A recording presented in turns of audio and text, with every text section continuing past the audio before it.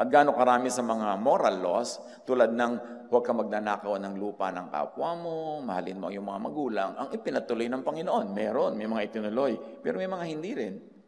Kaya napakahalaga na sa Christian church especially, kilalanin kung anong talagang utos ni Jesus at yan ang pairalin. Kasi marami ng kautusan sa law ng Israel ang kinancel na ni Jesus. Pero ngayon ay buong puso pa rin ipinagpipilitan ng Christian church, bagamat si Jesus mismo ang nag-cancel na para palayain na ang mga tao.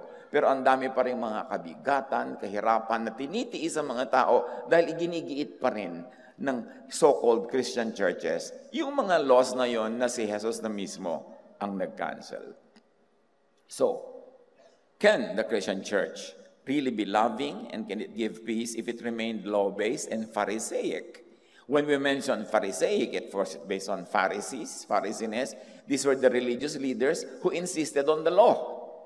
Mahirap man, mapagod ka man, masaktan ka man, basta ito ang law, ito ang masusunod.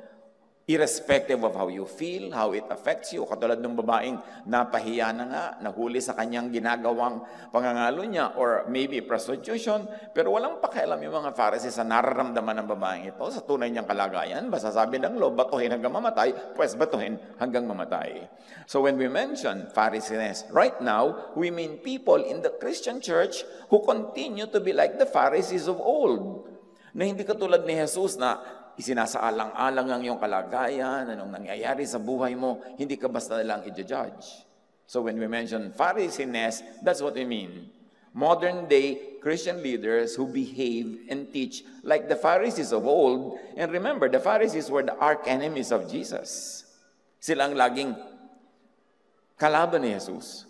At kung si Jesus man, paminsan-minsan ay may mga masasakit na salitang binitawan, para sa kanila yon. Ni hindi nga para sa mga lasenggo o lasenga o mga adulterous people kundi para sa kanila. Bakit? Kasi ang gusto nga ni Jesus, ang ipinagagawa sa kanya ng Ama is to give people peace and rest.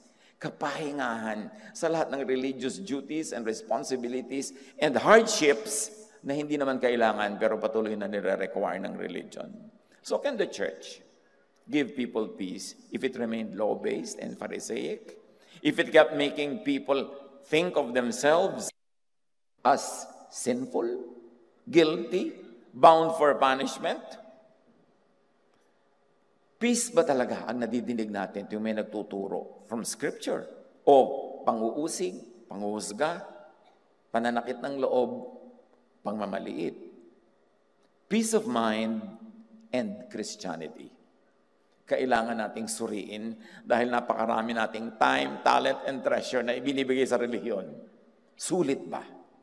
Nagaganap ba ang gusto talaga ni Jesus na mangyari o ang nangyayari ay ang kalooban ng mga Pharisees? Dear God, we thank you that there is freedom to study the teachings of your Son, Jesus. Thank you for sending your Son, Jesus, to give rest and peace to those who are weary, tired, rejected.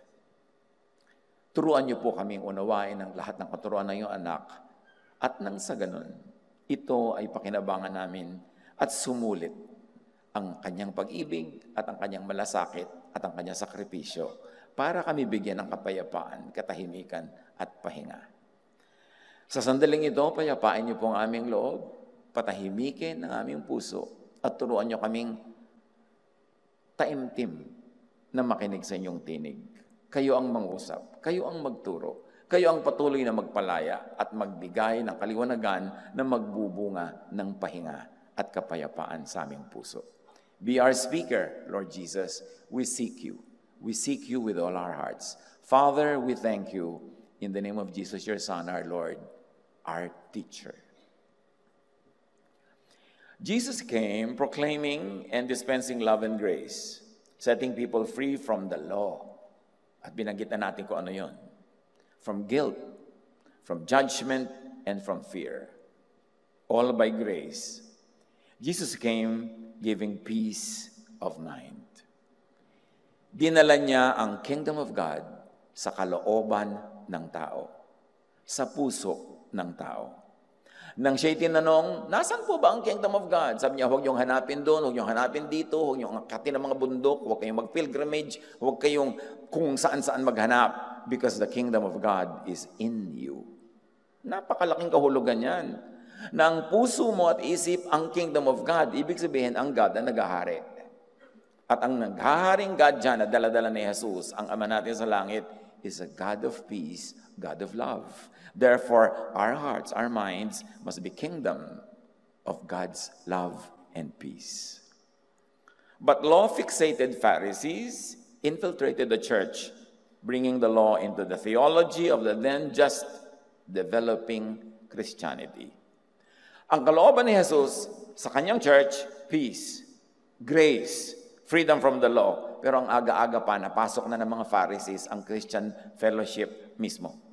Nagsisimula pa lang ang Christian church na mag-grow, ando na yung mga Pharisees sa loob because they also claimed to be believers of and in Jesus. Kaya sa Acts 15 verse 5, Acts pa lang yan. Nagsisimula pa lang yung church ma-develop, nagtatalo-talo na sila kung ano dapat ang mga doktrina. At ang isa sa mga doktrina ni Jesus ay dapat ang mga Jew malaya na sa Jewish law, di lalo naman yung Gentile na hindi nga naging Jew, dapat hindi sila masakop ng Jewish law. Pero ang gusto ng mga Pharisees, pati yung mga Gentile na hindi naman naging Jew, idamay pa sa Jewish law, na pati nga mga Jews dapat ay malaya na. At ang isa sa mga pinag-uusapan dito ay circumcision. You know that the Jewish boys were circumcised at age 8 days. And we know that Jewish men are supposed to be circumcised, pero should they still be circumcised under Christianity? Dapat hindi na, kasi covenant with Moses yung ganung circumcision. But now, Christians who are still Pharisees at heart, at least some of them, wanted even the Gentiles who become Christians to get circumcised. Hindi na nga sila kasama sa usapan ng law, idadawit pa ngayon. At tapos Kristiyano pa sila ngayon, parang doble mali.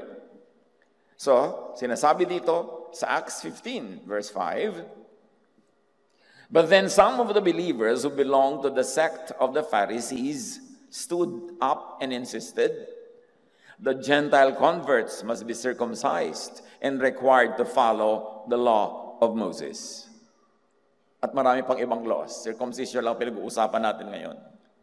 In other words, may mga Pharisees who had become believers daw. Paano naging believer? Si Jesus nga, freed people from the law. Tapos yung mga Pharisees, gusto ituloy yung law sa mga Jews at pati mga Gentiles na hindi Jews, isama pa rin under the law. John 16:33, sabi ni Jesus, in me, you may have peace. But is this the truth on the ground? O nag-ahari pa rin ang takot, ang pagod, ang hirap dahil namamayagpag ang mga Pharisees sa Christian church hanggang ngayon. Kasaysayan lang ang makakapagpatunay kung gaano naging matagumpay yung mga Pharisees na yan na believers in the church. Dahil pag nireview natin ang church history, Christian church history in the last 2,000 years. Kahit ano-anong sekta o kongregasyon o color, basta Christian, alam natin na pumasok lahat ang laws ulit. Na hindi lang yung freedom from the law at yung grace na bigay ni Jesus, sumama uli lahat yung law at kasama yan sa church history. Siguro nga ngayon, kung talagang susuriin mo, gaano karami sa nagsasabing sila ay Jesus believers, Christian church, ang talagang free from the law o talagang mostly law pa rin ang umiiral. Pero hindi nahahalata kasi yun na yung religion na naman ng Christians, kahalo yung law. Pero yun ba ang kalooban ni Jesus? How could genuine peace of mind be had under Pharisaic legalism, where everyone is made to feel guilty and judged? Na pagka dumapo sa iyo ang Christianity, pag dumapo sa iyo ang Christian missionaries at naging miyembro ka ng anumang uri ng Christian congregation, ang idududot sa ilagi ay law that you are guilty, that you are a sinner, at lagi kang tinatakot, tumanggap ka na kay Jesus, naligtas ka na, tatakotin ka pa uli na pag nakasala ka, wala na naman yung kaligtasan mo, tapos matakot ka, baka bumalik si Jesus, abutan ka nag-enjoy, abutan kang tulog, abutin kang, tapos laging fear. So, ang ginagawa ng Pharisaic religiosity, instead of the kingdom of God in people's heart, they give people hell. Hell in the mind, hell at heart. Laging takot na takot ka. Takot ka mapagalitan ng Diyos, takot ka mapalo ng Diyos, takot kang dumating si Jesus, naabutan kang ganyan-ganyan, takot ka na mauwasak ang daigdig, mag-end of the world, puro takot. Tapos may makikita ka pa mga t-shirt nakasulat, God saw what you did. Talaga. Yung tatakotin mo na naman ako, talagang Jesus saw what I did. Hindi ba dapat ka matuwa that Jesus saw what you did? Kasi you are already covered by the blood of Jesus. Pero ang ibig sabihin ng salita na yun, matakot ka, alam ng Diyos, nag-enjoy ka, masama yan. Yung ganun, puro ganyan. How to have peace of mind in the mostly Pharisaic church? Hindi naman lahat, nawa.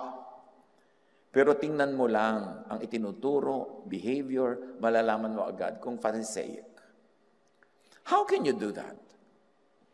In a climate of Pharisaism, how can you have peace of mind? First of all, about yourself and others, accept human limitations. Psalm 103:14, for God knows how weak we are. He remembers we are only dust. Salamat. Naaalala lagi ng Diyos, oo nga pala, tao ang mga ito. So trust in God's love. Especially when you're not able to be perfect. And who can be perfect? Ephesians 3:17-19, and I pray that you may have power to grasp how wide and long and high and deep is the love of God, the love of Christ. And to know this love that surpasses knowledge, that you may be filled to the measure all the fullness of God. Idinadalangin kong magagap mo ang lawak, ang haba, ang taas, ang lalim ng pag-ibig ni Kristo. At nang sa ganon, maunawa mo yung pag-ibig na lampas sa kayang maunawaan. It surpasses knowledge. At nang sa gayon, mapuspos ka ng punong-puno ng fullness of God, which is peace, which is love, which is rest. How do you have peace of mind? In spite of Pharisaic religion? We modify religion. Hindi naman lahat ng religion Pharisaic. Kasi sabi natin, yung Pharisaic religion, manage your thought. Mga kapatid, huwag niyong ipaubaya sa iba ang pagmamaniobra sa inyong utak. Kailangan ikaw ang mag-manage ng thought mo. Huwag kang laging padala sa nagpapagilty sa'yo, sa nang-uusig sa'yo, sa nananakot sa'yo. Kailangan magkaroon ka ng sariling matibay na paninindigan kung saan pupunta yung utak mo. Huwag kang pagulo sa lahat ng nanggugulo. Huwag kang pahusga sa lahat ng judges. Dapat ang iyong budhi at ang Diyos ang nag-uusap, huwag mong isalalay sa kamay ng iba the management of your thought. Ephesians 4:23, let the Spirit change your way of thinking. And may I add, your way of thinking about sin and judgment, about you and others, about how God sees and considers you, and you are under grace. Hayaan nyo na ang Espiritu ng Diyos ang siyang tunay na umakay sa direksyon ng inyong isip tungkol sa inyong sarili at sa inyong kapwa. Hindi yung panghuhusga at pang-uusig ng mga Pharisees. Kaya si Jesus galit sa kanila eh. Si Jesus nga, hindi naman pinapagalitan. Alam mo, papagalitan niya yung tax collector, papagalitan niya yung woman caught in adultery. Sabi niya, umuwi ka na, tigilan mo na yung kasalanan na yan. Pero yung mga masasakit at matatalim na salita sa mga religious leaders, kasi ang binibigay nila sa tao, bigat ng loob, guilt, fear, nakalaban ng peace, which is the message of Jesus. Hindi ka naman pwede magkaroon ng peace with God by accomplishing perfection para kayo maging at peace. No, you have the peace of God because you accept by faith the grace and love of God, which you do not deserve, but you accept anyway, and therefore it gives you peace. Lagi itong pinag-uusapan, lagi itong teaching, pero nauunawa ba talaga ng mga tao? Kasi kung nauunawa nila, dapat may peace. Dapat hindi madaling matakot, hindi madaling nervyusin, hindi madaling masiraan ng loob. John 14:27, sabi ni Jesus, kapayapaan ang iniiwan ko sa inyo. Ang aking kapayapaan ang ibinibigay ko sa inyo. Hindi ito katulad ng kapayapaang ibinibigay ng mundo, yung may conditions. Huwag mabaghabag ang inyong kalooban at huwag kayong matakot. Huwag kang matakot na hindi ka perfect. Alam yun ng Diyos. He remembers that you are dust. Huwag kang matakot na nagkukulang ka. Alam yun ng Diyos, pinuno ni Jesus. Apaw pa. Huwag kang matakot na mayroon kang mga pagkukulang kasi nga pinupuno ni Jesus. Huwag kang matakot na hindi perfect. Alam yun ng Diyos. At sa kabila ng lahat ng alam ng Diyos, tayo kanyang inibig, tinanggap ng walang patakaran. At sabi ni Jesus, I came that you might have life and have it to the full. Come to me, I will give you rest. Yun ba talaga ang ibinibigay ng religion? Kapayapaan ba ang ibinibigay ng law-based, Pharisee-run Christianity? Bakit natin pinag-uusapan ng mga ganito? Dapat kasi natin suriin. Tulad dito sa ating bayan, sa Pilipinas. Kailan naman nagsimula na umuso yung mga born-again churches, mga Bible-based, mga ganyan-ganyan, ano? Ng mga Bible-waving people na puro Bible ang binabasa.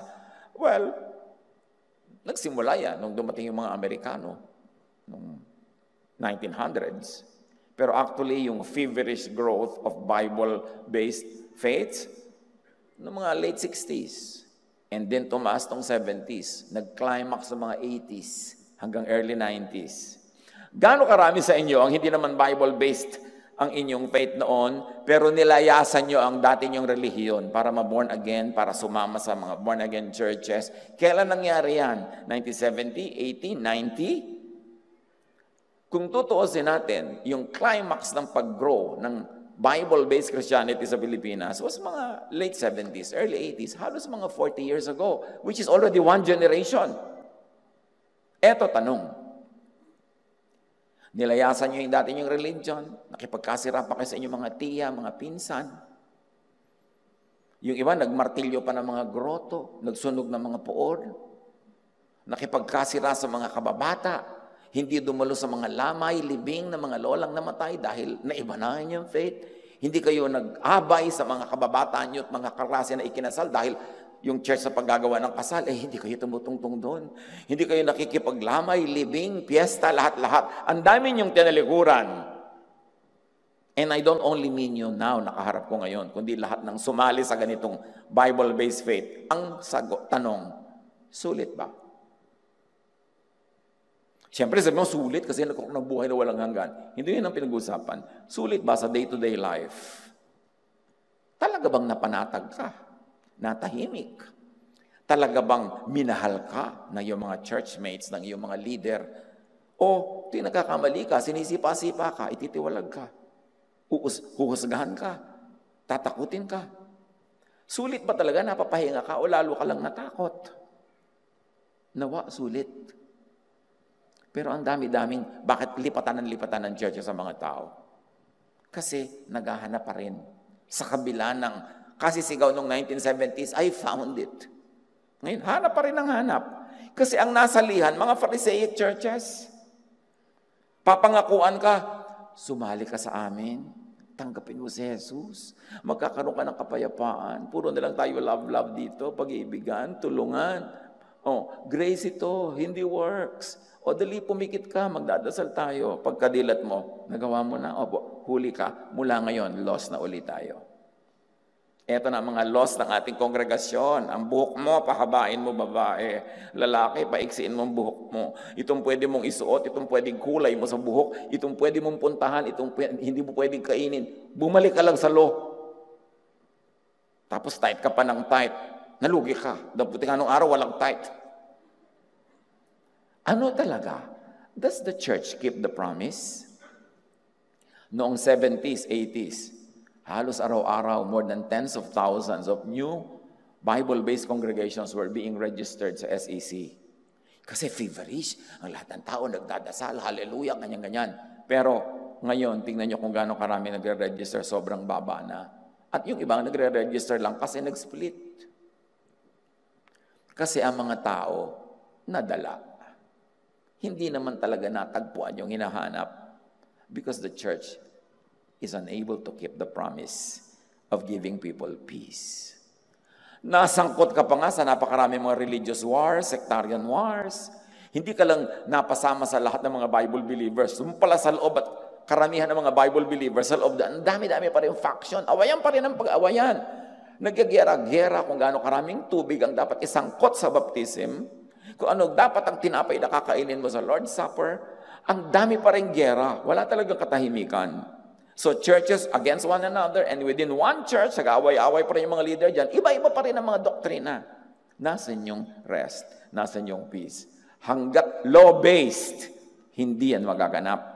Kasi ang dami-daming laws, contradictory to each other. And also, kahit isang law, ang daming abogado, iba-ibang interpretation nila sa the same law. Kaya ang dami-daming doctrinal wars. Do you think this is what Jesus wants for people who want to follow Him? Matakot? Ayaw ni Jesus na matakot ang tao.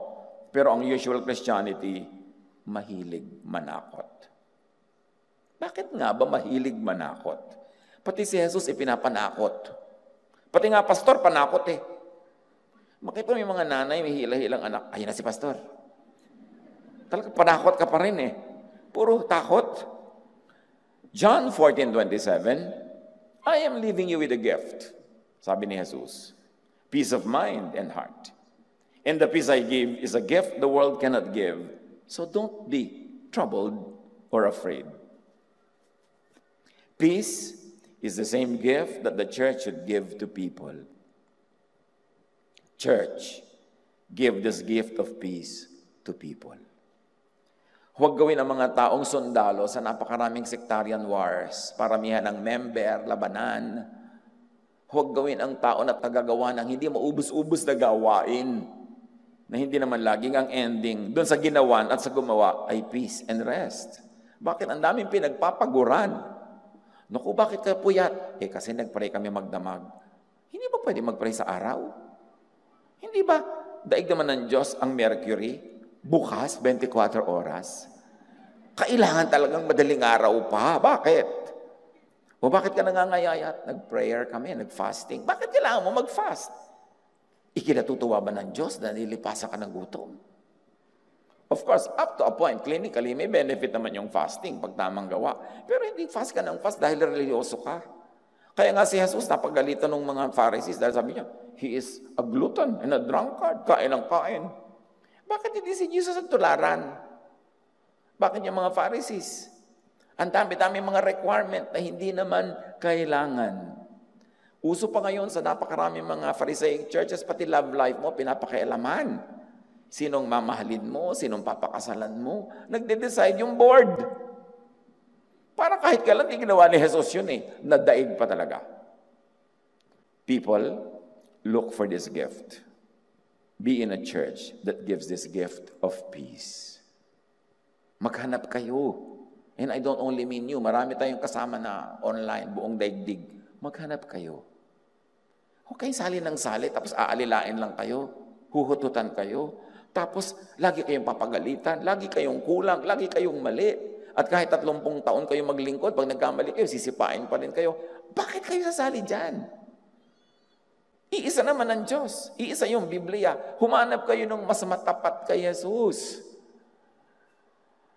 But the church could be a dispenser of peace only if and after she changed her mind from law to grace. From judgment to love, from Moses to Jesus, from Pharisees to Jesusness. Hanggat hindi nagpapasya ang isang church na sumunod kay Jesus instead of kay Moses, na mag-promote ng love instead of judgment, hindi mangyayari ang peace na ito. John 1:17, for the law was given through Moses, grace and truth came through Jesus Christ. Hindi ko iniimbento na magkaroon ng division between Moses and Jesus. It is the Bible that says that, and John 1:17 says that. So, sino ba ang bida dito? Sa church na ito, sa church na yon? Moses ba o Jesus? Law or grace? Kailangan niyang i-decide. Siguro marami sa inyo mga kapatid, nagdurugo na tenga niyo kadidinig nito mula sa akin. Kailangan ko itong ulit-ulitin kasi ito na yung naging sakit ng Christian Church ng 2,000 years. Hindi talaga si Jesus ang bida kung hindi law. Galatians 3:24-25, so, the law was our guardian until Christ came. So, tagapag-ingat lang natin, bantay-bantayan lang natin yung law hanggang dumating si Kristo. Pero nung dumating siya, hindi na. Sabi, that we might be justified by faith. So, dumating na si Jesus. Now that this faith has come, we are no longer under a guardian. How can you be any clearer? Sabi niya, guardian lang natin, hindi tunay na magulang yung law. Nandyan lang yan temporarily hanggang dumating si Jesus. At nang dumating si Jesus, hindi na tayo under the law. Under Jesus na tayo. Under love and grace. Historical Christianity has not been of pure Jesusness. It had mixed God's grace in Jesus with the law. God's gracious love in Jesus with legalistic judgment. So ang bunga talaga nito, confusion. Bakit? Kasi Mosesness, Jesusness, pinagsama sa isang body of belief, ang result, confusion. You have to decide if you're going to be under the law or under Jesus, under grace. Kasi malinaw, sabi, andyan lang yung law habang wala pa si Jesus. Dumating na siya, huwag paghaluin. Kasi pag pinaghahalo yan, nalilito ka. Anong gagamitin ko sa'yo ngayon, law or love? Grace or judgment? Kasi, Tuesday ngayon, judgment tayo. Wednesday ngayon, love tayo ngayon. Kasi pinaghahalo. Decide. At kayo man mismo, mga kapatid, mag-decide kayo sa buhay nyo.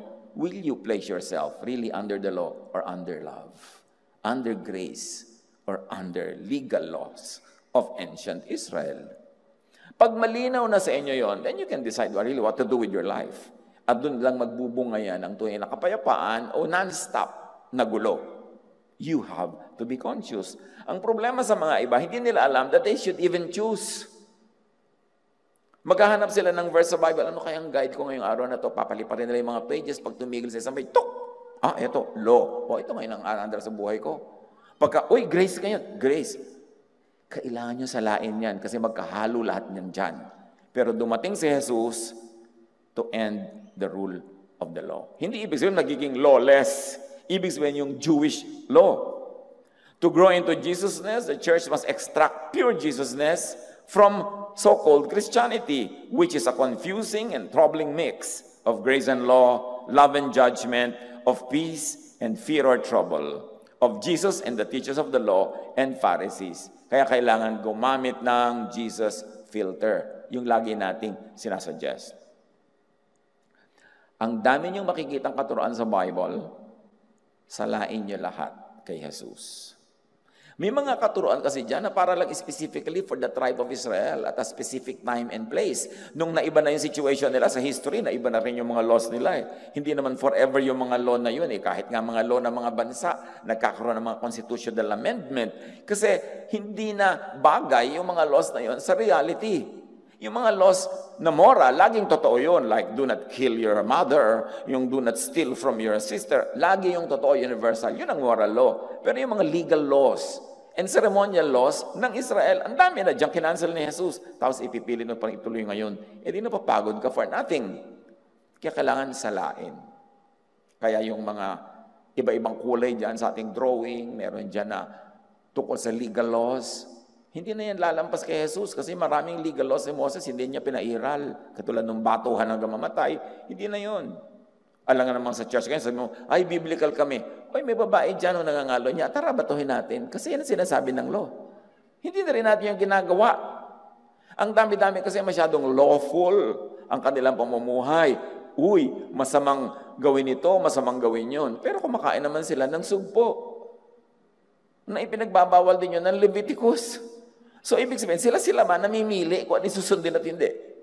Kung ano lang yung paborito nilang doktrina, yun ang bibigyan nila ng support na verse. Pero marami silang binibreak dun sa law.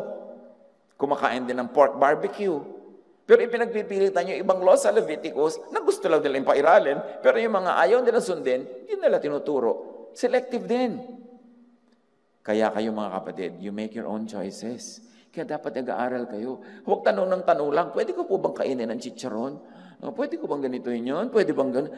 Tanong ka ng tanong, mag-aral ka dyan at mag-decide ka sa sarili mo. Kasi pag napatapat ka sa conservative teacher, hindi ka papakainin ng chicharon. Pag napatapat ka naman sa iba, hindi ka papakainin ng dinugan kung walang puto. Yung iba naman, puto lang. So, sino ba yan? Huwag mong itaya ang buhay mo sa opinion ng mga religious leaders kasi kanya-kanyang opinion din sila. Kailangan makapag-decide ka for yourself. This is the age of the Holy Spirit, and the Holy Spirit guides us into all truth, and the Spirit is given to everyone. Hindi na lang sa mga religious leaders. So, bakit maraming relihiyoso? Bakit maraming Christians ay anxious, depressed, takot, emotionally tired, and disturbed? It is because law-crazed Pharisaic religiosity damages the thought and psyche. Maraming relihiyoso in all religions see psychiatrists. It's a fact. Kasi mahirap dalhin sa isip at nagtitrip na yung isip mo na iba ang sinasabi mo sa bibig mo na law, tapos iba yung umaandar sa buhay mo na totoo. Kaya galit si Jesus dyan, sabi niya, you hypocrites, sabi ng bawal pero ginagawa niyo rin naman sa buhay niyo kasi hindi niyo rin naman kayang sundin yung mga sinasabi niyong laws na yan. Ba't di kayo magpakatotoo? Para hindi nahahati ang inyong loob at nangangailangan tuloy kayo ng psychiatric help just to survive. The law that judges and condemns everyone all the time shatters peace of mind. Romans 3:20, walang taong mapapawalang sala sa paningin ng Diyos sa pamamagitan ng pagsunod sa kautusan. Sapagkat ang ginagawa ng kautusan ay ang ipaalam sa tao na siya'y nagkasala. So, hindi ka pwedeng magkaroon ng kapayapaan kung puro kautusan ang laman ng iyong isip. At saka, hindi ka rin naman pawawalang sala ng Diyos pag law ang ginawa mong standard because you will not pass the test of that same law that you subscribe to as the standard. Sabi, hindi nakakapagligtas ang law. Ang ginagawa ng law, ipinamumukha sa'yo that you are a grand failure. Yan ang ginagawa niya. Hindi kanya bibigyan ng kapayapaan kasi kahit kailan, hindi mo siya masusunod lagi. Romans 4:15, ang kautusan ay nagdadala ng poot ng Diyos sa mga lumalabag. Ngunit, kung walang kautusan, edi wala ring paglabag. You see the logic? Yang kautusan, nagdadala ng poot ng Diyos sa lumalabag. Pero kinansel na ni Jesus ang kautusan. At kung wala ng kautusan, edi wala na ring lumalabag. At kung wala kang nalalabag, edi matatahimik ka. Kung wala na ang poot ng Diyos, wala din ang worry and fear. Kaya dinilit ni Jesus ang legal and ritual laws. Not the moral laws. The legal and ritual laws. Yung mga anong kakainin, anong hindi kakainin, anong isusuot, yung mga ganyang mga bagay. Kaya dinilit na yan. Importante. Walang peace of mind sa Pharisaic religion. Kaya nga dumating si Jesus to free people from the law. Kailan kaya? At paano mauunawa at may enjoy ang grace of God given in and through Jesus? The law causes self-condemnation and guilt, fear, self-righteousness, judgmentalism. And we know that judgmentalism troubles the mind of the judged and the judgmental. Yung nanghuhusga, trouble din yon kasi tinatamaan din siya ng sarili niyang panghuhusga, kahit aminin niya o hindi. At yun namang hinuhusgahan, trouble din yun. So wala talagang benefit for anybody yung judgmentalism. Because everybody will fail. Low-based Pharisaic religiosity deprives people of peace as it imposes heavy religious burdens and duties. Ang dami. Pag sinunod mo yung lahat yung law, ang dami mong gagawin na nakakapagod na inako na ni Jesus. Luke 11:46, sabi ni Jesus sa mga Pharisees, mga dalubhasa sa kautusan, pinagpapasa ninyo ng mabibigat na dalahin ng mga tao, ngunit ni daliri ay ayaw ninyong igalaw upang matulungan sila. Ayaw ni Jesus yung napakaraming religious burdens. You know, the Israelites had to go to the temple for prayer 5 times a day nung araw. At yun na nga, hindi lang yung 10 commandments, ang commandments sinusunod nila sa buhay. 613 other commandments rule their lives every day. Surely you will fail in most of them. How can you survive one day na nasunod mo lahat yun? The law and law-based Pharisaic religiosity damages self-perception as it results in self-depreciation. Kaya maraming relihiyoso, laging nilalait ang sarili. Laging masama ako, makasalanan ako, ganito lang ako. Ako'y isang masamang babae. Ako'y isang masamang lalaki. Ganyan-ganyan. Laging ganun ang drama. Kasi yun ang isinisiksik sa utak sa'yo ng law eh. Masama ka, kulang ka. And you know how it can damage the psyche. How it can damage the emotion. How it can damage self-perception. Romans 7:14-15, we know that the law is spiritual. Sabi ni Paul, but I am unspiritual. Bakit? For what I want to do, I do not do. But what I hate, I do. Sabi ni Paul, gusto kong bumait, pero di ko magawa.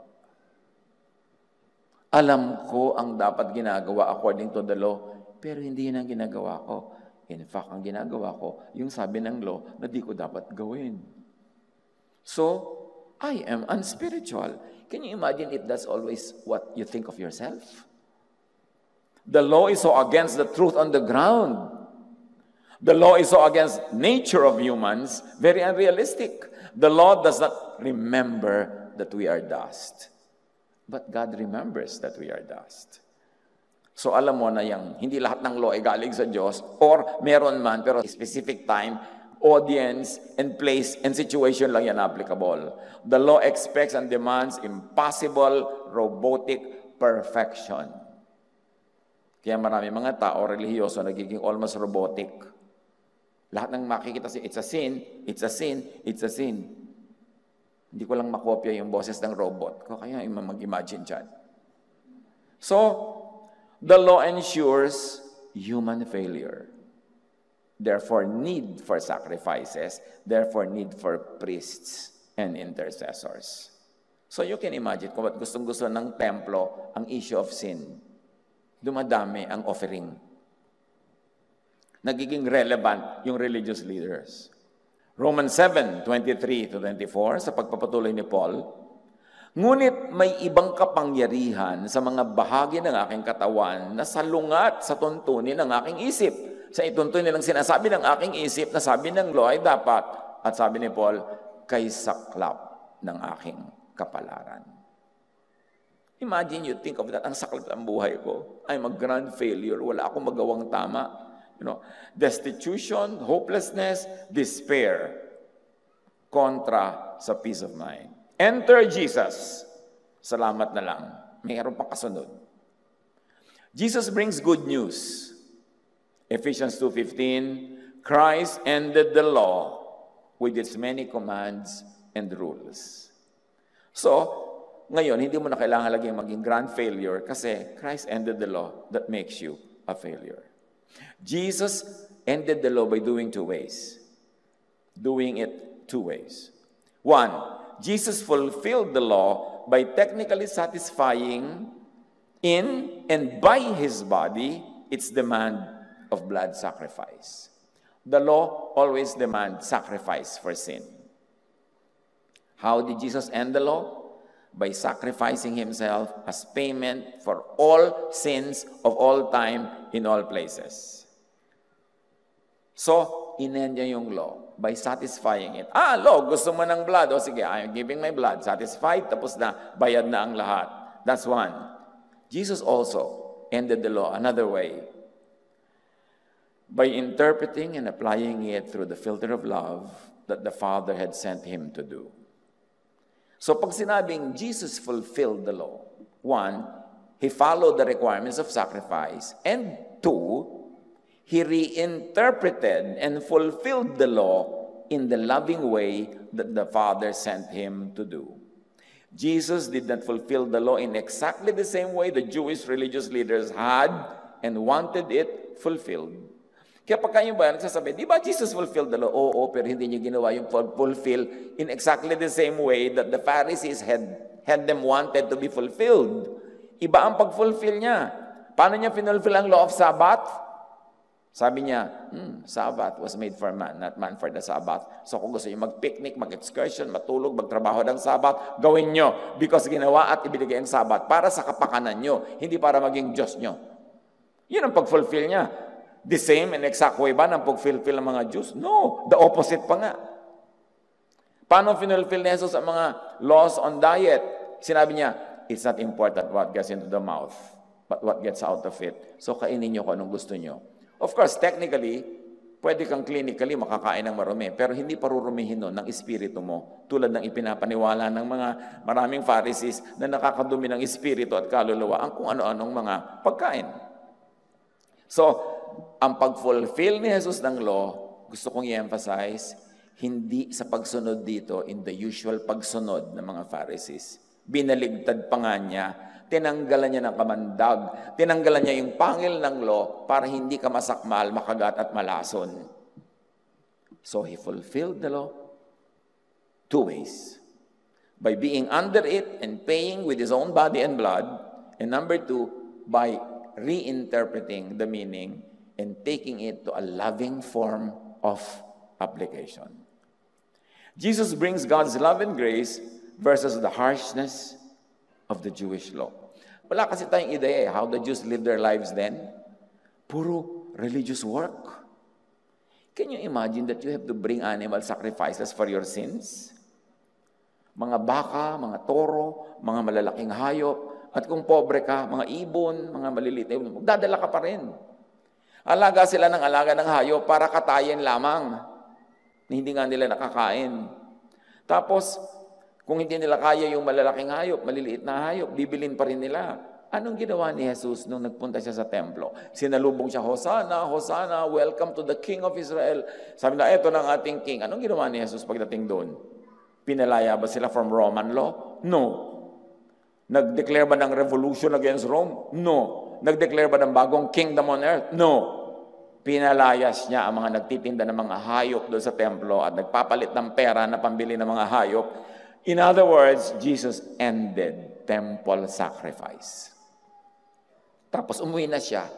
Sabi ng mga tao, yun lang. Nag-aabang pa sila ng ibang gagawin na mas kingly, mas dramatic, yun lang. Pero hindi yun lang. Because Jesus was already ending the law of sacrifice. Para makalaya ang mga tao sa walang katapusang hirap ng pagdadala ng sacrifices. Galatians 5:1, so Christ has truly set us free. Now make sure that you stay free and don't get tied up again in slavery to the law.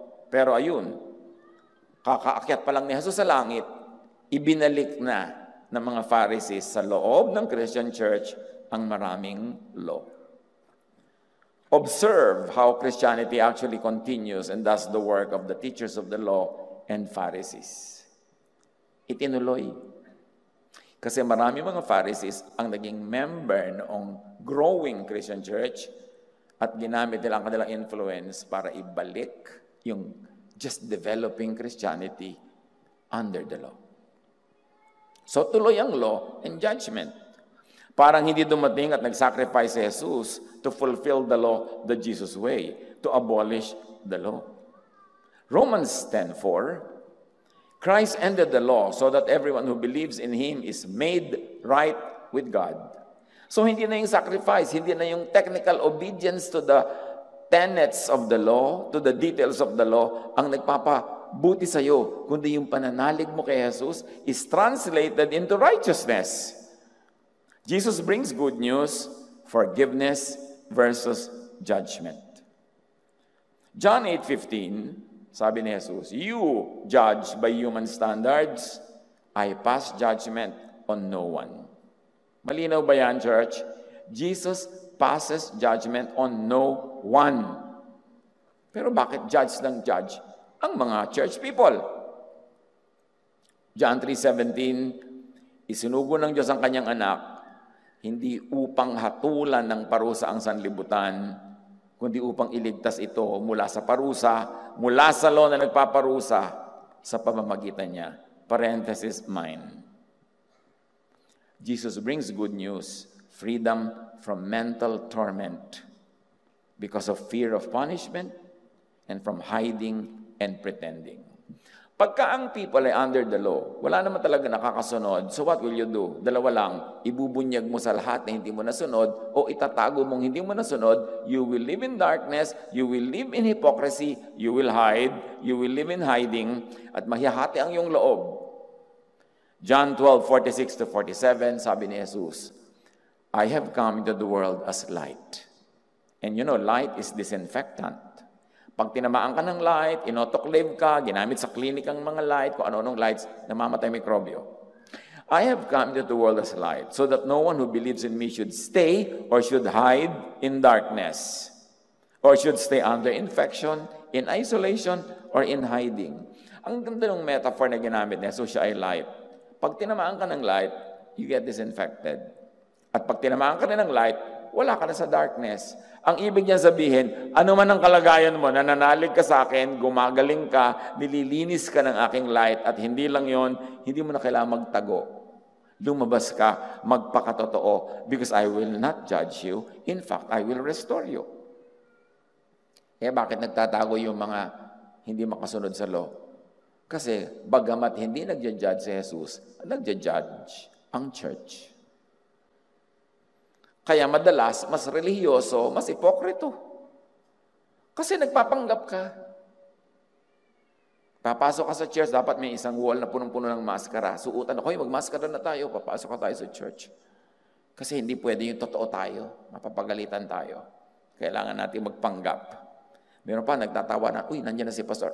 Hindi na sila tatawa. Kailangan banal ang dating. If anyone hears my words, sabi ni Jesus, but does not keep them, I do not judge that person.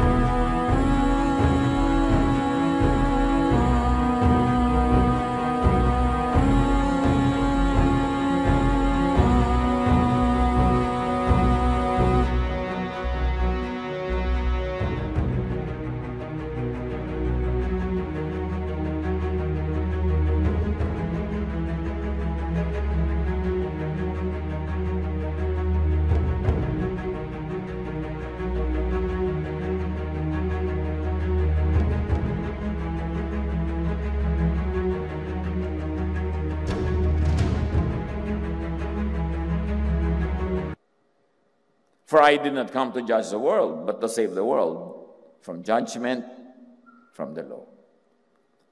Malinaw ba to? Sabi ni Jesus mismo ha, if anyone hears my words ko na to, but does not keep them, hindi ko pa rin siya husgahan. So sino ngayon ang may karapatan manghusga?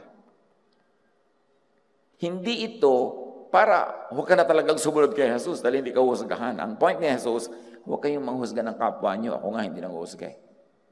Tapos kayo nang husga kayo dyan. Jesus gives people a fresh new start by empowering them to change their mind and their self-perception. By giving peace, Jesus drives away demons from people's minds. At hindi ito yung mga demon lang na may mga sungay-sungay at buntot-buntot. Yung mga demons ng spirit of anxiety, depression, fear, panic attack, guilt, shame, lahat yan nililinis ni Jesus. Pinapagaling niya.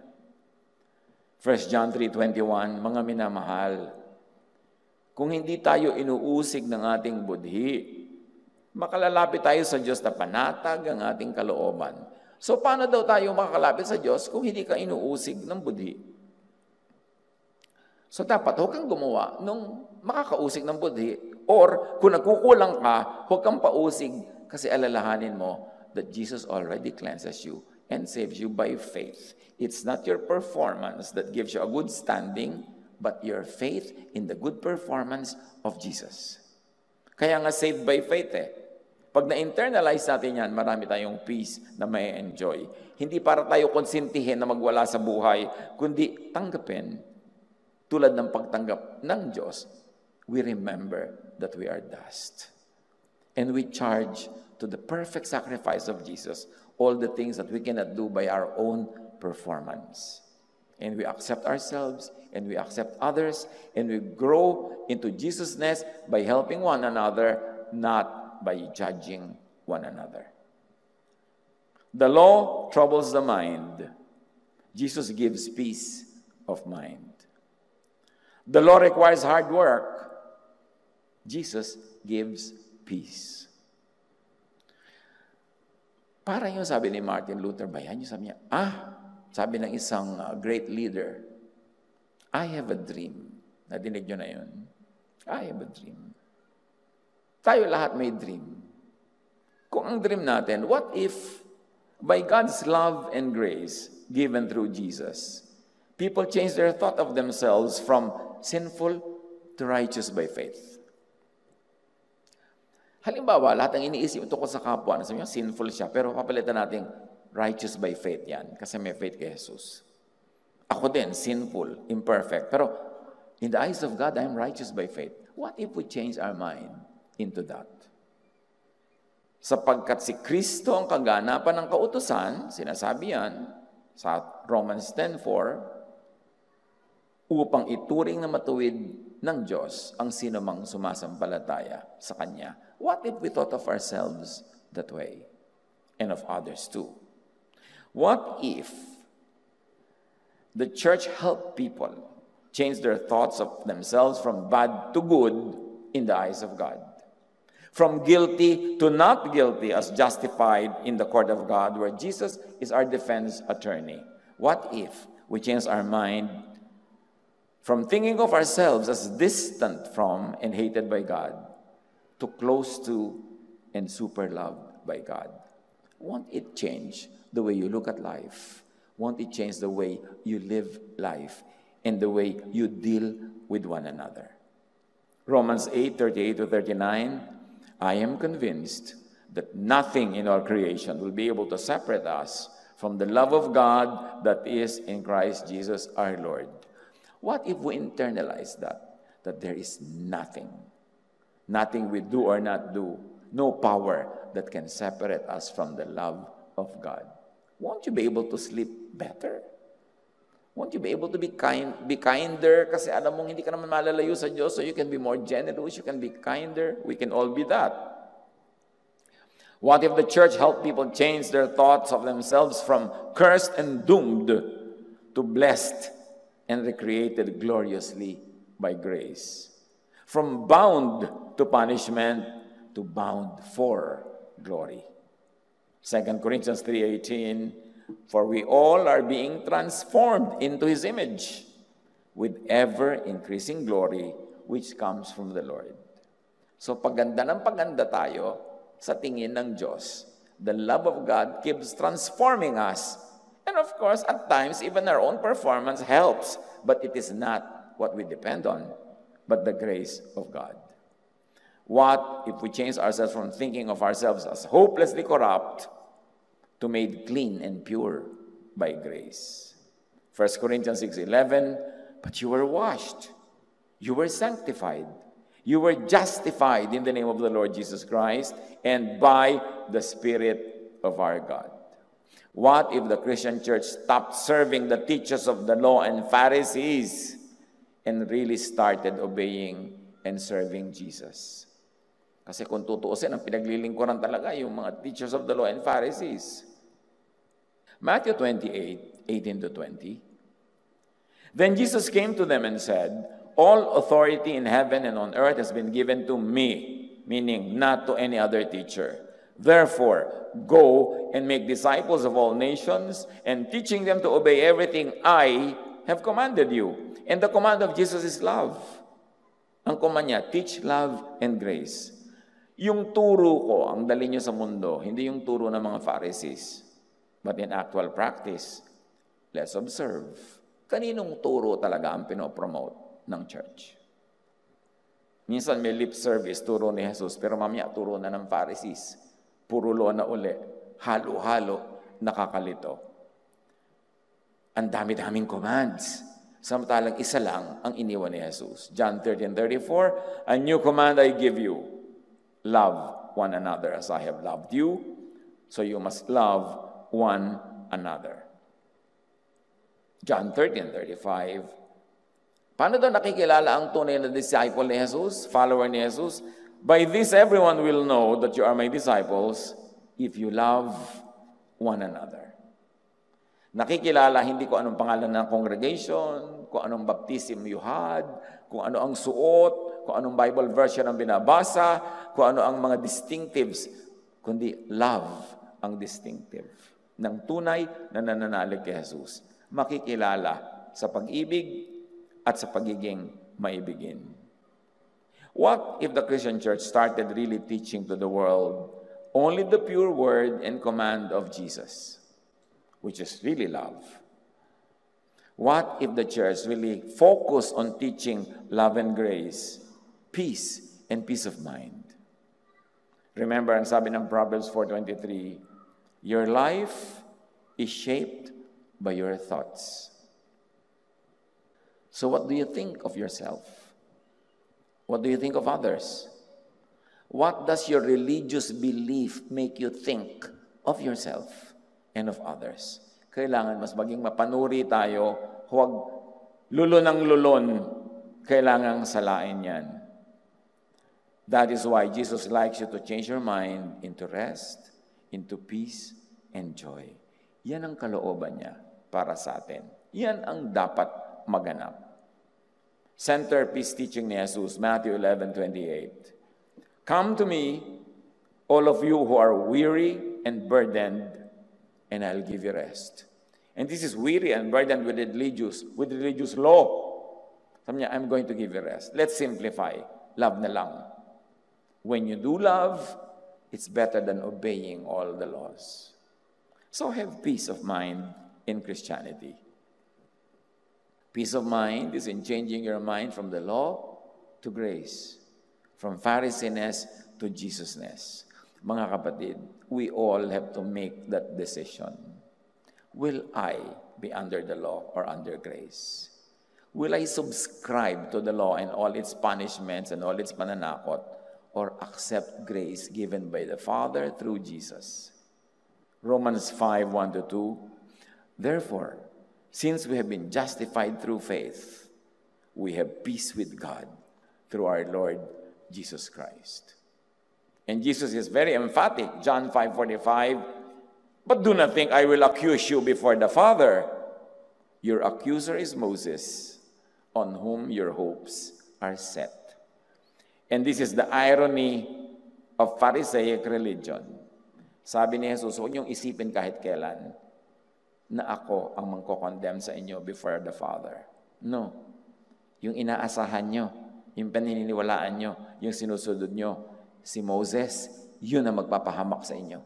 Kasi yung law, hindi kanyang dadalhin sa kaligtasan, ipapahamak ka niya kasi hindi mo siya kayang sundin. Preachers and teachers must know and decide what thought they will plant in people's minds. Grace or love or law. And hearers like us, learners, seekers, must know and decide what thought they will seek and allow to be planted in their own minds and what they will share with the world. Proverbs 4:23, be careful how you think. Your life is shaped by your thoughts. And may I add, your life is shaped by your thoughts about God's love through Jesus or your thoughts about the law and your inability to satisfy it. Defend your peace of mind from Pharisaic religion. Nag-i-invest tayo ng time, talent, treasure sa ating religious faith, religious practice. Linawin niyo mga kapatid kung kanino talaga kayo sumusunod at kung saan.